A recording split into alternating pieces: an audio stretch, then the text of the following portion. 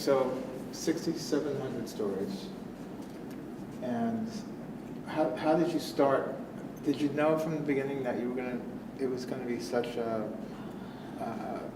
large body of testimony that you were going to gather? No, we never planned this.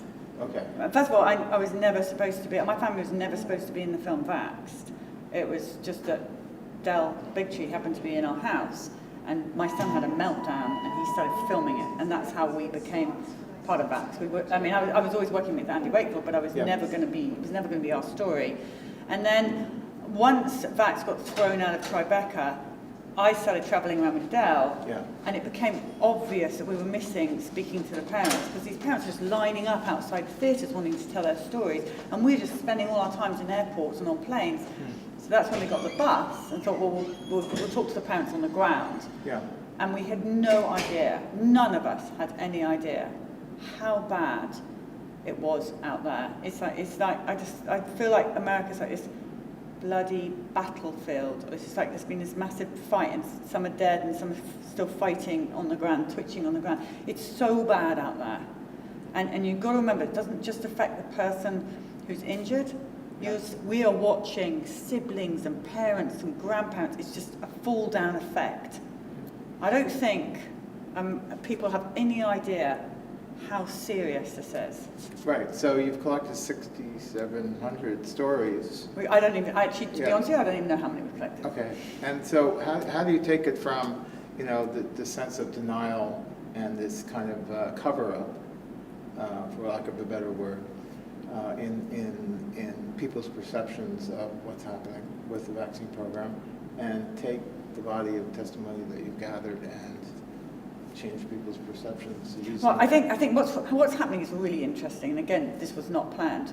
So as people watch other people tell their stories, as doctors watch other doctors sitting on the bus telling the stories, they are becoming totally unafraid. And you're watching people come out, rocket scientists, literally, people who used to work on the Ebola virus. We're watching the most extraordinary people coming out and telling their stories, and we are winning because it's just becoming so large. And the one thing that we've really learned is how small the other side are. The people in control, they wanted us to believe that they were this huge, really powerful body. Now, Merck may be huge and powerful, CDC may be huge and powerful. You know what? I don't think it's that many. I think there's a handful of baddies in the CDC. There's a handful of baddies in Merck. Honestly, they are not as big as we were led to believe, because they're crumbling around us. All we get is the same online trolls. We get the one protester following the bus who literally has no idea what he's talking about, and it's fascinating to watch. Who then goes and has a photograph next to Paul Offit. I'm thinking, is that all you've got? Is that it? And it's just obvious that this huge, brilliant marketing brainwashing of us all. I mean, it's brilliant. It's possibly one of the biggest marketing projects ever. Was actually probably only really devised by a few people that managed to brainwash and convince so many. So you think a massive handout as well. I mean, money's a big player here. Obviously.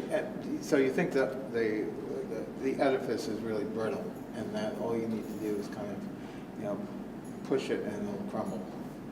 I think it's going to get worse before it gets better. I think what are they going to do?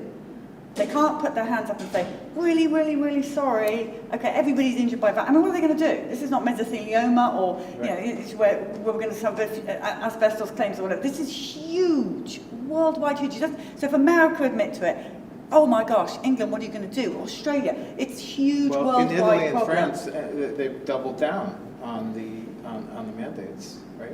They could do that in California. Well, I don't know what double down means. Well, American terminology. Yeah. So it means taking a program and that's failing and just doing more of it. Oh, so you mean like California?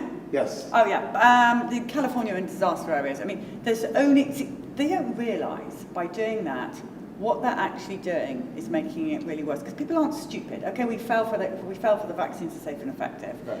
But once your child is injured, you investigate and you're on that side. But to the others, they're looking around and thinking, hang on a minute, wait a minute, you are mandating that I put in that in my child. I might think vaccines are safe and effective, but don't you dare tell me what I can do with my child or not. So people are starting to, but then they're not quite sure what to do. But as this escalates and as we become our own media, which is what's happening, and we are definitely taking over and taking control. There's a whole load of people that I feel desperately sorry for that simply just don't understand. No, I keep saying to Dr. Suzanne and Dell and other people, you've really got to simplify herd immunity. You go out with a microphone on the street, people don't even know what the CDC stands for.